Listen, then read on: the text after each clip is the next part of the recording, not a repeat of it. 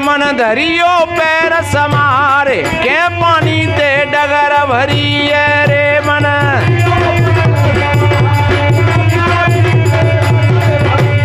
आए मन धरियो पैर समार के पानी ते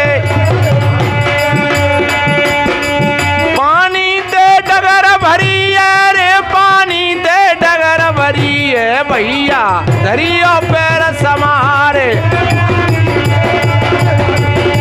वीर न धरी हंसा।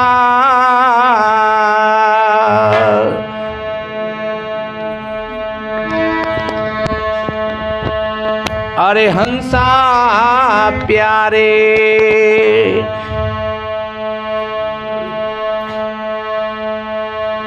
समझी सबद टकसारी हंसा प्यारे।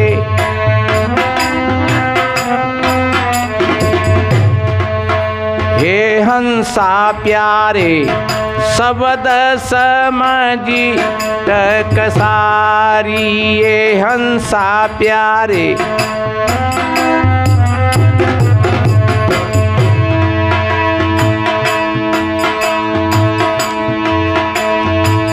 समझी सबद टकसारी हंसा प्यारे समझ सबद टकसारी हंसा प्यारे सबद।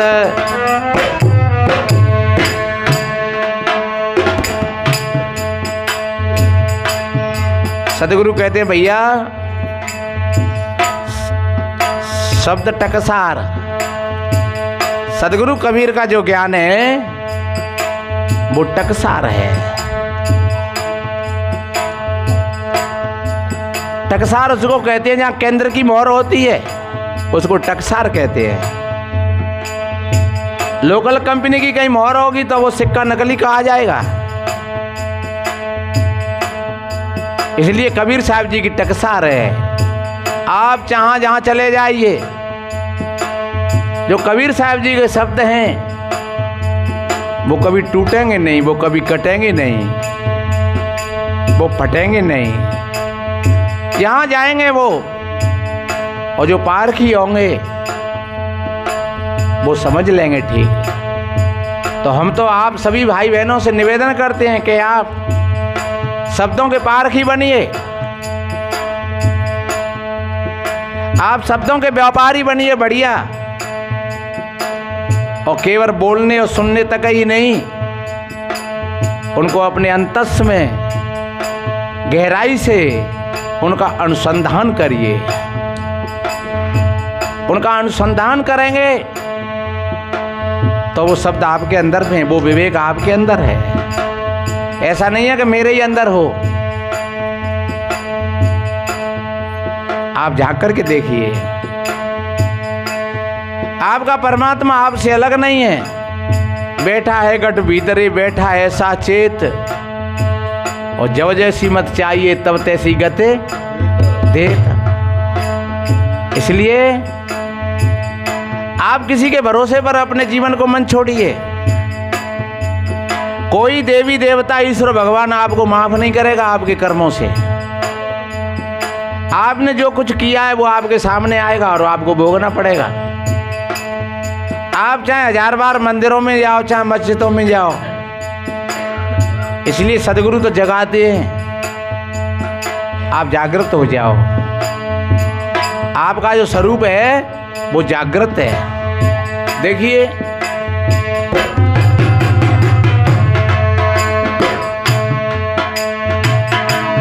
हो ब्रह्मराज में माया रानी। ब्रह्म कहते हैं जिस ब्रह्मा ने सृष्टि की रचना करी, ऐसा बताते हैं।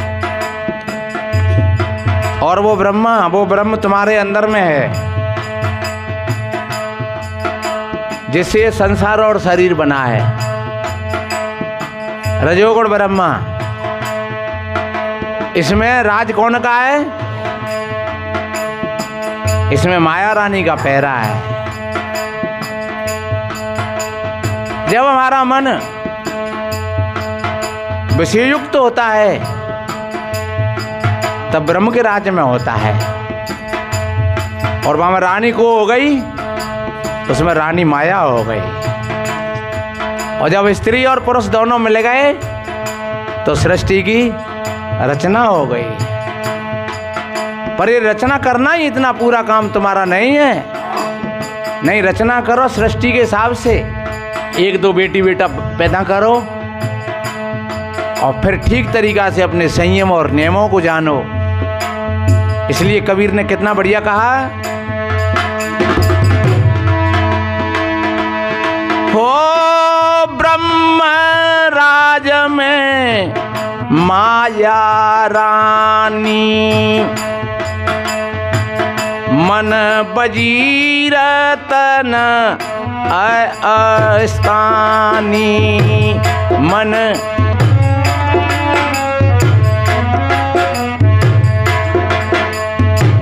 मन बजीर है और शरीर अस्थानी। अस्थानी का अर्थ होता है ठहरने वाला नहीं। जो सवेरे कुछ था और दोपहर में कुछ है और शाम को कुछ है। आज से 10 वर्ष पहले कुछ था, आज से 20 वर्ष पहले कुछ था। और ध्यान रखो, जो आज है वो कल नहीं रहेगा। तुम्हारा शरीर, तुम्हारा चेहरा, क्योंकि क्षण क्षण में बदलता है।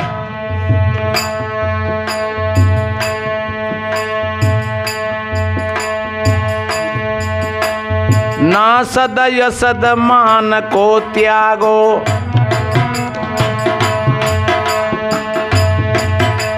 आपने ये विचार नहीं किया कि सद क्या है और सद क्या है, क्या काम करने लायक है, क्या नहीं करने लायक है।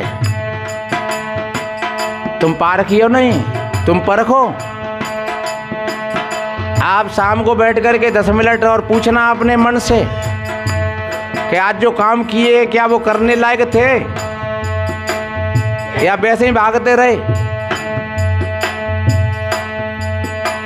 या प्रपंच में ही हमारा चित्त पूरा का पूरा दिन समाप्त हो गया।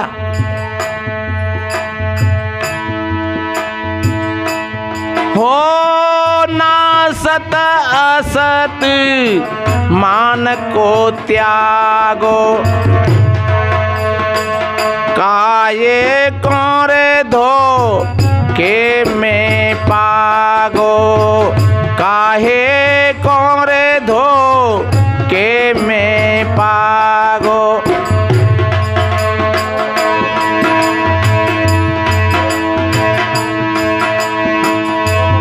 सबके लग्यो भरम को तारो रे भैया, गुरु बिना मिले न तारी। हंसा भैया परखे सब दटक सारी, हंसा प्यारे परखी सब दटक सारी रे। हंसा प्यारे सबके लग्यो भरम को तारो रे भैया, गुरु बेन मेले नाई तारी। हंसा प्यारे परखी सब दटक सारी रे। हंसा प्यारे, अरे सद क्या है और असद क्या है। और एक बात बताएं, जब आपका विवेक जागृत हो जाए तो तुम हर एक चीज को बढ़िया बना लोगे, अच्छा बना लोगे। तुम जहर को भी अमृत बना लोगे जब तुम्हारे पास में विवेक हो। तो जैसे वैद्य लोग जहर का शोधन करके और वो अमृत बना देते हैं और मरीज लोगों को देते हैं, तो वो मरीज को अमृत का काम करता है। ऐसे ही ये जीवन है। तुम्हारी मर्जी है, तुम अमृत को जहर बना दो या जहर को अमृत बना दो। इसलिए पहचानो कि इसका तरीका क्या है और इसका तरीका क्या है, क्योंकि तुम पारखी हो। देखिए आगे कवि ने कितना बढ़िया कहा,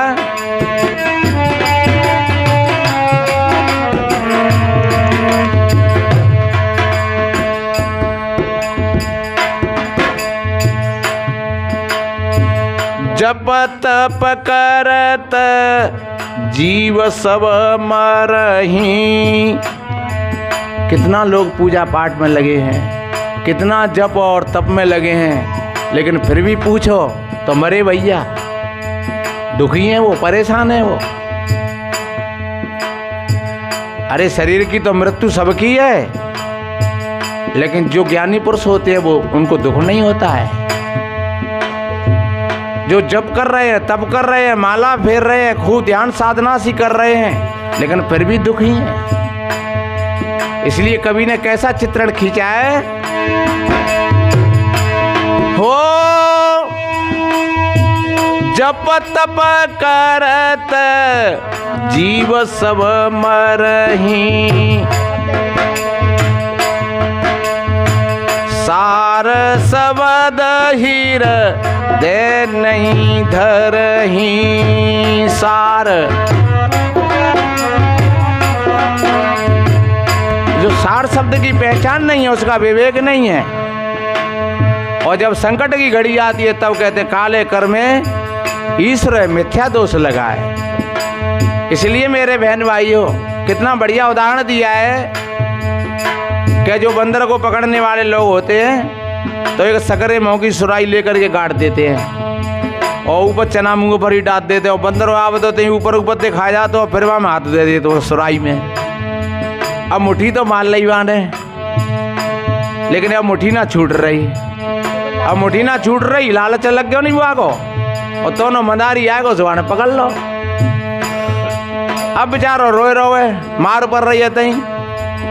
अब कहते हो कि भैया कर्म की बात है या ईश्वर भगवान की बात है, लेकिन वहीं की वहीं खोल दिया है कि काले कर्म ईश्वर है मिथ्या दोष लगा है। उसमें किसी का दोष नहीं है, तुम्हारा लालच था, तुम लालच के वशीभूत होकर के उसमें घुस गए और हाथ दे दिया। अब तुम भूल ही गए कि जब मुट्ठी छोड़ दूँ जहाँ मैं आगे लगन दूँ तो पे कूद हो जी जाऊँ फिर पेड़ पे, लेकिन अब मुट्ठी अब ना छूट रही तो अब फिर तो मार पड़ेगी। इसलिए कितना बढ़िया कहा,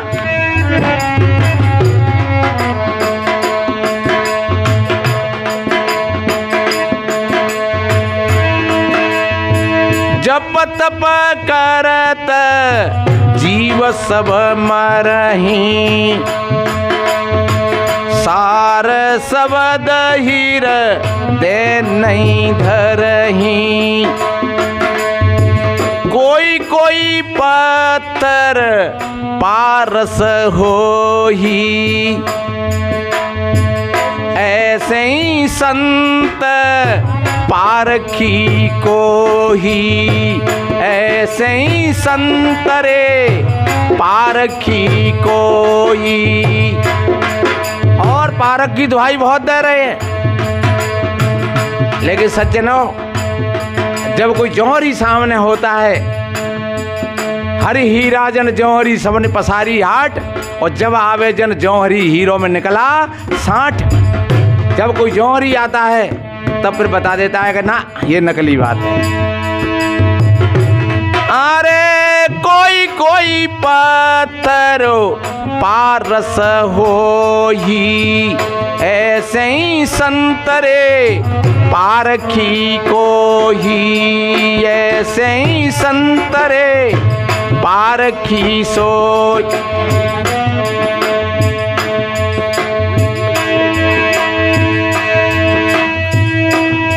ये मानस जन्म चूक गयो की। इसलिए मेरे भाई बहनों, ये मानस जन्म चूक गयो की। सहरे ये मानस जन्म चूक गयो अब की। अरे सहरे कठिन दुख भारी। हंसा प्यारे परखी सब टक सारी। हंसा भैया परखे सब परखी सब टक सारी रे। हंसा प्यारे परखे सबद टकसारी। हंसा प्यारे परखे सबद। और देखिए, बरतवान में बरतो भाई। देवन सोचो कि पीछे कहा है गो, जो हो गया सो अच्छा हो गया। अभी तुम सुन रहे थे बढ़िया अच्छी कहानी,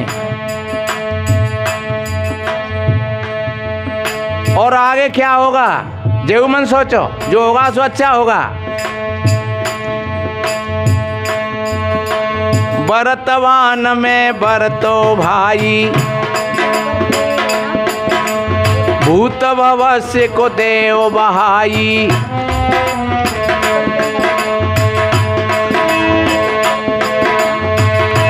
हो पारख ऊपर थिर होए रहना, सकल परखना कछु नहीं गहना। सकल परखना कछु नहीं गहना। चिपके मत जाइयो काउ चीज थे, और ता चीज चिपक जाओ वही चीज तुम्हारे लिए दुख का कारण बनेगी। पति पत्नी है बहुत बढ़िया अच्छी बात है, लेकिन ध्यान रखो मोहाशक्ति मत बना लेना। बेटी बेटा है बहुत अच्छी बात है, लेकिन मोहाशक्ति मत बना लेना। घर परिवार में हो तो बहुत अच्छी बात है, लेकिन मोहाशक्ति मत बना लेना। जिस चीज से तुम ज्यादा सुख की इच्छा चाहोगे वही चीज तुम्हारे लिए दुख का कारण बनेगी। इसलिए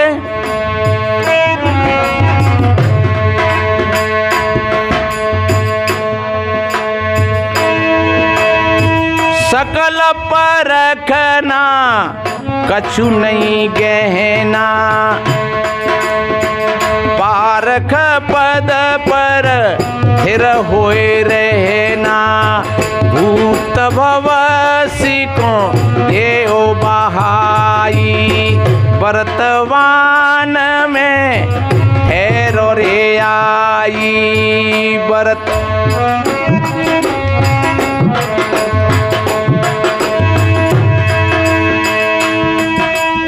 जो जो भीजत जाति कामरी,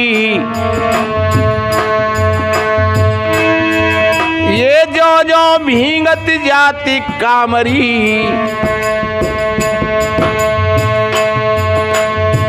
त्यों त्यों है रही है भारी। हंसा प्यारे परखी सबद टकसारी रे। हंसा प्यारे परखी सबद, परखी सबद टकसारी। हंसा प्यारे परखे सबद टकसारी। हंसा प्यारे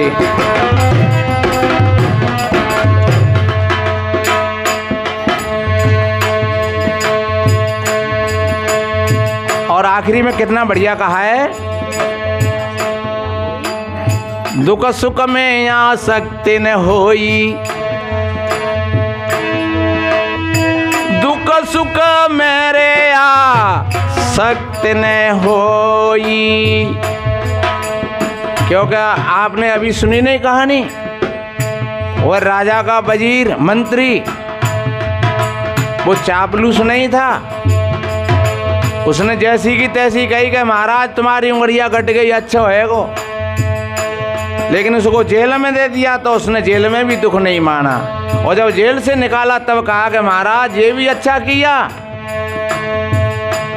क्योंकि आपकी उंगली कट गई। आपके पास में चमचा लोग थे तो वे तो मोसो गली मार रहे, लेकिन उंगली नहीं कटी होती तो आज तुम्हारी बलि लग जाती वहां।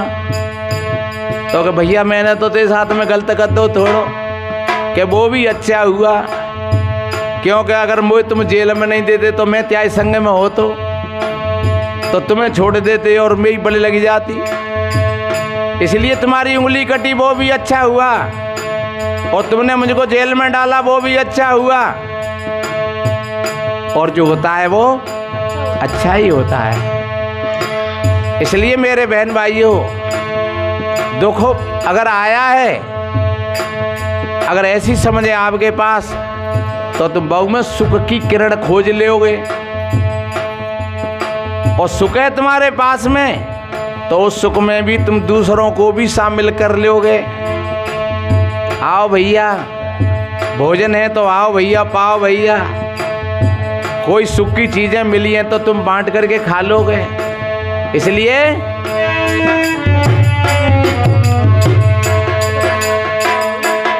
अरे दुख सुख मेरे आसक्त न होई, वर्ण आश्रम न जाने कोई। और ये आश्रम और वर्ण व्यवस्था ये दो प्रकार से है। एक तो है सामाजिक रूप से और एक है प्राकृतिक रूप से। तो प्राचीन काल में प्राकृतिक रूप से ही थी, लेकिन अब वो मनुष्यकृत बन गई। और मनुष्यकृत में बन गए सा जे ब्राह्मण है, जे क्षत्रिय, जे वैश्य, जे शूद्र है। और चाहे वो भले ही ब्राह्मण के घर जन्म हो लेकिन फिर भी वो ब्राह्मण है, और चाहे भले ही शूद्र के घर में अच्छे आदमी ने कहूँ जन्म लो तो वो फिर भी शूद्र है। ये हमारी तरफ की व्यवस्था हो गई। और प्राकृतिक व्यवस्था वो थी, जो प्राकृतिक वर्ण व्यवस्था है वो इस तरीका से थी कि जो ब्राह्मण है उसके गुण बताए, तो वास्तव में वे गुणवान है तो वो ब्राह्मण है, वो चाहे कहीं पर है। जो हथियार लेकर के और जो गरीब और दीन दुखियों की रक्षा कर रहा है तो वो क्षत्रिय है। जो व्यापारिक कार्य करता है वो उसको वैश्य कहा था। और जो सेवा का कार्य था वो भी कम नहीं था, तो उसको शूद्र बोल दिया था उस समय पर। और ये व्यवस्था ऑटोमेटिक है। एक कलेक्टर और एक चपरासी जरूर रहेंगे, वो समानता नहीं होगी उनमें। एक मास्टर है तो बाकी नीचे मास्टर होंगे, और तो इसमें हम समानता नहीं कर सकेंगे। ये नियम है, ये प्राकृतिक है। एक डॉक्टर है तो एक कंपाउंडर है नीचे, फिर बहुत नीचे एक चपरासी है। तो अब डॉक्टर झाड़ू थोड़ा ही लगावेगा भाई, डॉक्टर तो मरीज ने देखेगा। अब कंपाउंडर है तो वो दवाई लिख जाएगा और वो इलाज करेगा। तो वो प्राकृतिक रूप से थी प्राचीन काल में, वो ठीक थी। लेकिन उसने जाति का रूप ले लिया, फिर वो वर्ण व्यवस्था दूषित हो गई। फिर अच्छे लोग भी गलत हो गए और गलत लोग भी अच्छे हो गए। इसलिए सदगुरु कहते हैं ऐसी वर्ण व्यवस्था को बाढ़ में झोंक दो। हम सभी इंसान हैं, हम सभी भाई भाई हैं, और जो अच्छे हैं वो अच्छे हैं और जो गलत हैं तो वो गलत हैं। अच्छा करेगा वो अच्छा भोगेगा और गलत करेगा वो गलत भोगेगा। इसलिए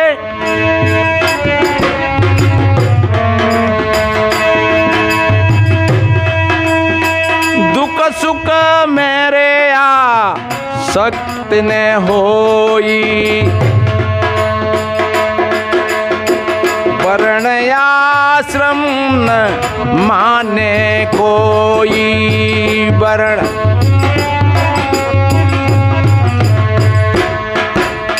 अभी जो भैया जो भजन गा रहे थे वो चौधरी यहाँ के जाट थे।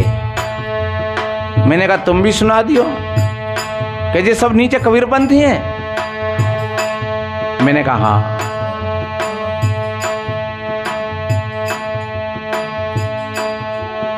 तो कबीरपंथी क्या सनातनियों से अलग है? मैं सनातन से अलग कोई है ही नहीं। सनातन से अलग कोई नहीं है। सनातन का मतलब क्या होता है? जो पहले भी था और आज है और आगे भी रहेगा, इसको सनातन कहते हैं। पानी सनातन है, पृथ्वी सनातन है, हवा सनातन है, अग्नि सनातन है, ये आत्मा सनातन है। और जो इन चीजों को मानता है ठीक, और जो इस धारा पर चलता है, जो दया है, धर्म है, संतोष है, धीरज है, शील है, विचार है, सब सनातन है। इसलिए बुद्ध की गाथाओं में भी कहा असदम्भो सनातना, ये धर्म है वो सनातन है। लेकिन अब जो में गड़बड़ है रही है। हमारे कुछ जो मंदिर और मूर्तियों में पूजा करते हुए कहते हैं सनातन धर्म हमारा। जो मूर्ति और मंदिरों को नहीं मानते हैं वो कहते हैं भैया ये सनातन ही नहीं है। पर आज से 1012 से 1500 वर्ष के इतिहास को उठा करके देखें तो कहीं मूर्ति और मस्जिद नहीं मिलेंगे तुमको, न कोई मूर्ति मिलेगी। और एक इतिहासकार तो कह रहा था कि जितनी मूर्तियां हैं वो सब बौद्ध धर्म से ही आई हैं। पहले जिनको हम हिंदू कह रहे हैं आज, उनमें मूर्ति पूजा नहीं थी। वैदिक काल में वेद में कहीं मूर्ति की पूजा की बात नहीं करी। ये तो पीछे बौद्धालंबी और जैन बौद्धिस्ट लोगों ने और जैनियों ने मूर्ति बनाई और फिर बे मूर्ति और विनिमय दे कछु लोग इतने आकर के दो भाग बन गई। तो बे लोग फिर बे मूर्ति की पूजा शुरू हो गई और फिर मंदिर बन गए। बिन के थोड़े थोड़े से होशियार लोगों ने बिन के रूप और नाम बदल दे, ये कारण बन गया। अन्यथा सदगुरु कहते हैं कि सभी सनातन है, पूरा का पूरा हम आप सभी सनातनी हैं। गीता भी सनातन की बात करती है और धम्म भी सनातन की बात करता है और जैन भी सनातन की बात करता है, सिख भी सनातन की बात करता है। तो सनातन का अर्थ क्या होता है? जो पहले भी था, जो आज है और आगे भी रहेगा, उसको कहते हैं सनातन। इसलिए हम सभी भाई भाई हैं, कोई पहले भी अलग नहीं थे और आज भी अलग नहीं है और आगे भी अलग नहीं होंगे।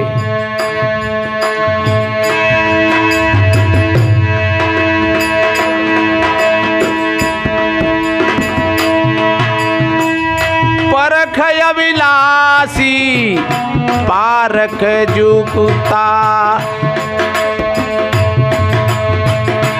हो परख अविनाशी पारख जुगता। जुगता एक जुगत होती है और एक जुगता होता है। जुगती कौन ने बनाई? वो जुगता ने बनाई। एक योग होता है और एक योगी होता है। तो योग कौन ने बनाया? वो योगी ने बनाया। एक घर होता है, एक घर में रहने वाला होता है। घर कौन ने बनाया? घर में रहने वाले व्यक्ति ने घर बनाया था। इसलिए पारख और पारखी, ये पारख क्या है जी हम जान रहे हैं, सो पारख है। तुम मंडी में चले जाओ, तुम खाने खोतड़े बैंगन न ले आओगे, तुम सड़े गरे आलू न ले आओगे। तो जो मैं भैया जाए ढाई दी और जहाँ में खीर रहा है तो ये पारख भाई का नहीं, तो तुम पारख ही रहेगा नहीं। तो ये पारख सभी के पास में है, तो आप परखते रहना। कितना बढ़िया कहा है। और कबीर साहब जी ने कहा है पारख पारखी एक है, भिन्न भेद कछु नाय, और देह विलास कर भेद है सो गुरु दियो दर्शाए। पारख और पारखी दोनों एक ही हैं। जैसे जल और जल की शीतलता, जैसे गुड़ और गुड़ का मिठास, ऐसे ही ये आत्मा, ये चेतन गुणी और पारख गुण। पारख गुण चेतन गुणी, पारख क्या हो गया? गुण हो गया, और चेतन गुणी हो गया। ये थोड़ी गहरी बात समझने के लिए। तो आप पारखी हो, आप परखने वाले हो। मुर्दा ते कहियो भैया रे बताए जो पानी ठंडा है कि घर सीरो है गर्म है, तो मुर्दा बताएगा।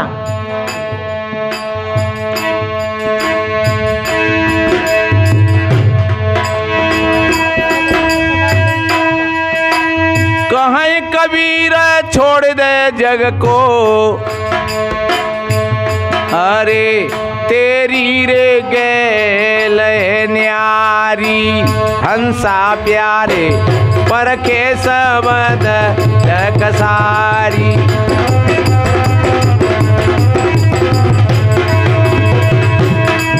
ये कहें कबीर छोड़ दे जग को, तेरी रे गैल न्यारी। हंसा प्यारे परखे सबद टकसारी। हंसा प्यारे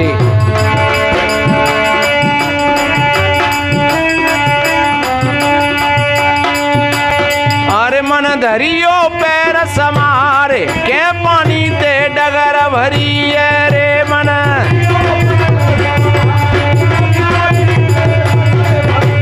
अरे मन धरियो पैर समार के